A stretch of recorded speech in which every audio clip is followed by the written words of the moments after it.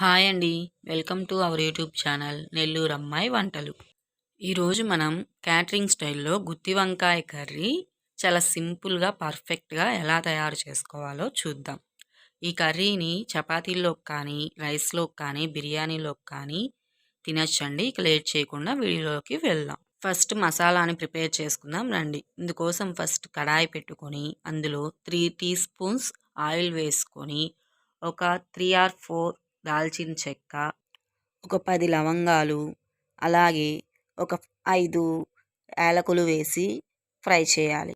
ఇప్పుడు ఇందులోకి మనం ఒక కప్పు పచ్చెనగపప్పు, 2 కప్స్ పల్లీలని యాడ్ చేసుకోండి.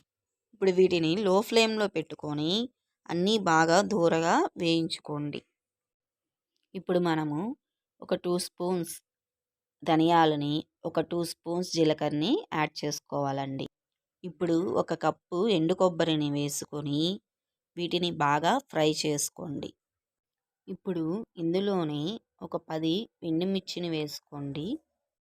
ఇందులోని ఒక నిమ్మకాయ అంతా చింతపండుని, ఒక బెల్లం ముక్కని యాడ్ చేసుకోండి. అంతే అండి, మసాలా రెడీ అయిపోయినట్లే. ఇప్పుడు దీన్ని పక్కన పెట్టేసుకొని మిక్సీలో వేసుకునేటప్పుడు ఒక 2 స్పూన్స్ దాకా ఉప్పుని యాడ్ చేసుకొని కచ్చా పచ్చాగా గ్రైండ్ చేసుకోండి. ఇప్పుడు డీప్ ఫ్రైకి సరిపడా ఆయిల్ని పెట్టుకొని మనం ముందే కట్ చేసి పెట్టుకున్న వంకాయలని ఇందులో వేసుకోండి. ఇవి 80% ఫ్రై అయితే సరిపోతుంది.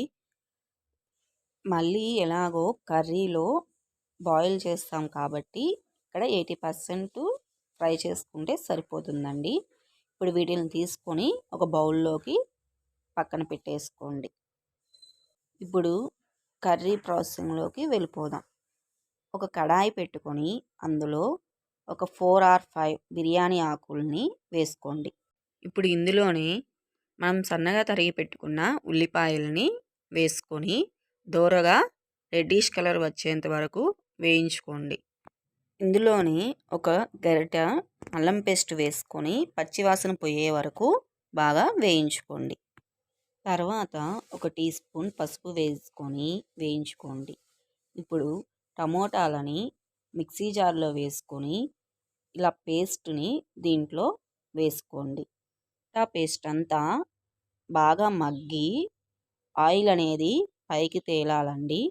ఇప్పుడు రుచికి సరిపడా సాల్టు, కారం వేసుకొని బాగా ఆయిల్ పైకి సపరేట్ అయ్యేంత వరకు బాగా ఉడకనివ్వండి.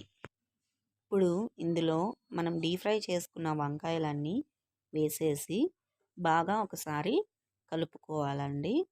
ఇందులోనే మన గ్రేవీకి సరిపడంత వాటర్ని యాడ్ చేసుకొని ఒక 10 మినిట్స్ బాగా క్లోజ్ చేసుకొని ఉడకనివ్వండి. ఇప్పుడు 10 మినిట్స్ తర్వాత మనం ముందుగానే మిక్స్ చేసి పెట్టుకున్న పొడిని వేసుకొని బాగా మిక్స్ చేసుకొని మళ్ళీ ఒక 5 మినిట్స్ వరకు లో ఫ్లేమ్లో ఉడకనివ్వండి. ఆయిల్ పైకి తేలేంత వరకు ఉడకనివ్వాలి. ఇలా ఆయిల్ పైకి తేలితే ఏ కర్రీ అయినా టేస్టీగా ఉంటుందండి. అంతే అండి. ఇప్పుడు లాస్ట్లో కొత్తిమీరని యాడ్ చేసేసుకోండి. అంతే అండి, ఎంతో పర్ఫెక్ట్గా టేస్టీగా క్యాటరింగ్ స్టైల్లో గుత్తి వంకాయ కర్రీ రెడీ అయిపోయినట్లే. దీనిని మనం చపాతీలోకి కానీ బిర్యానీలోకి కానీ రైస్లోకి కానీ వేసుకొని తినొచ్చండి. ఈ వీడియో కానీ మీకు నచ్చినట్లయితే లైక్ చేయండి, షేర్ చేయండి, సబ్స్క్రైబ్ చేసుకోవడం మర్చిపోకండి. Thanks for watching.